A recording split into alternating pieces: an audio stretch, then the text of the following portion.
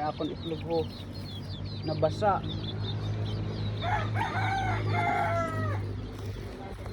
Kasi ano pre Nabasa pre ho. Ay yung problema ko ikan ugon ini nirasa pa naman ining mga. ayun na pre gunin kon ka katong nagapang-incubator para magbuto. Mabayad naman busa to pre. Di ako kwarta. Mo lang gani isa. Hirap kita na. Sayang pa lang. Tunay. Ang itlog ani pre ho. Hay, Nabasa. Ay gina problema ko kung paano na magbuto kay nabasa na. Di ako ba pagbuy tuwalya pre. Ako bayad pre. Sige. Sige sige.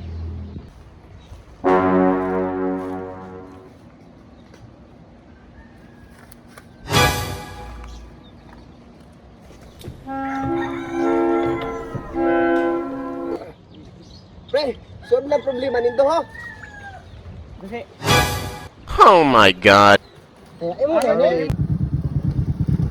Kuya, 150 lang.